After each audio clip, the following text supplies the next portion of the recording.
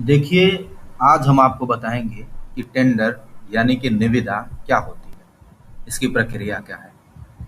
तो किसी भी संस्थान जैसे ONGC, airport authority of India, Indian oil, BSNL, PWD और भी बहुत सी कंपनी, जिन संस्थानों में आवश्यक वस्तुओं को खरीदना या कि फिर किसी काम की आउटसोर्स से यानी बाहरी स्रोत से कराना एक महत्वपूर्ण फैसला होता है।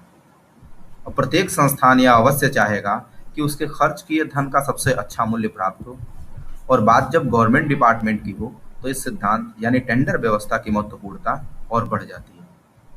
और इस प्रक्रिया में खरीद या फिर किसी काम को करने का मूल्य सबसे कम रखने के लिए टेंडर व्यवस्था अधिक उपयोगी है। टेंडर व्यवस्था से यह मतलब है कि संभावित आपूर्तिकर्ताओं से निविदाएं मंगवाई जाए और सबसे कम प्राइस को एक्सेप्ट यानी कि स्वीकार कर लिया जाए। तो स्वाभाविक रूप से कई कॉम्पिटिटिव रेट यानी कि प्रतिस्पर्धा दरें प्राप्त होंगी, जिससे सवाल यह है कि कौन-कौन से वेंडरों से निविदाएँ मंगवाई जाए, कितनी वेंडरों से निविदाएँ मंगवाई जाए। तो इसके लिए हमें यह जानना होगा कि टेंडर कितने तरीके का होता है, कितने प्रकार का होता है। तो देखिए, टेंडर बेसिकली 4 प्रकार का होता है।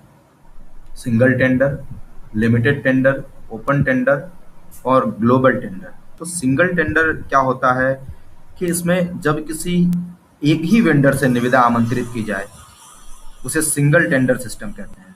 इस प्रक्रिया को एकाधिकृत वस्तुओं के मामले में अपनाई जाती है अथवा कई बार बहुत आवश्यक और इमरजेंसी यानी कि आपातकाल के समय में अपनाई जाती है। लेकिन इस सिस्टम को यूज करने से कंपटीशन यानी प्रतिस्पर्धा खत्म हो जाती है और डिपार्टमेंट को कभी-कभी नुकसान भी उठाना पड़ सकता है। इसलिए खरीदकर्ता को अधिक सावधान रहना पड़ता है इसमें। अब बात करते हैं लिमिटेड टेंडर की। लिमिटेड टेंडर वह होता है जिसमें सीमित संख्या में वेंडरों को बुलाई जाती हो। इसे 5 लाख से कम के कार्यों के लिए अधिक अपनाया जाता है, लेकिन इसमें मूल्य को बढ़ाया भी जा सकता है।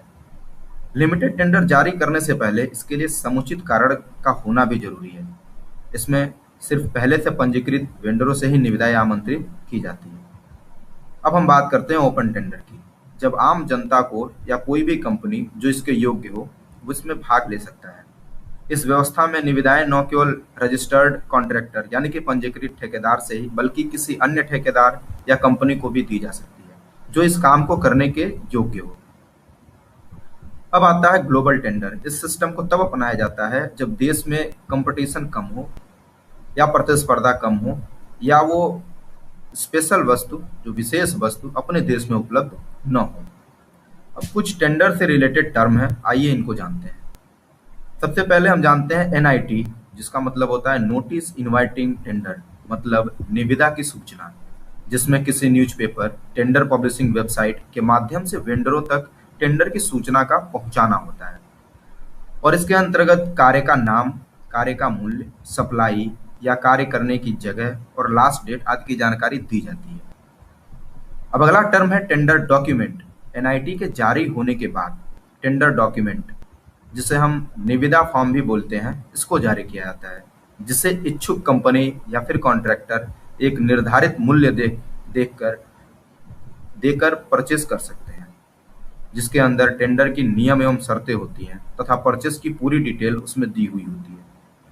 इसके बाद में कंपनी या ठेकेदार निविदा को भर सकता है और निहित समय पर जमा करवा सकता है।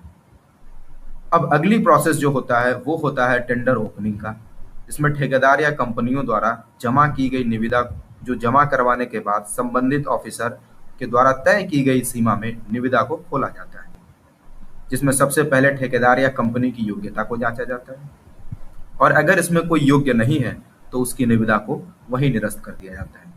और जो ठेकेदार या कंपनी योग्य है उन्हीं के फाइनेंशियल बिड यानी कि वित्तीय फॉर्म को खोला जाता है, जिसमें जिस ठेकेदार या कंपनी की प्राइस कम होती है उन्हें परचेस ऑर्डर अथवा काम का आदेश दे दिया जाता है।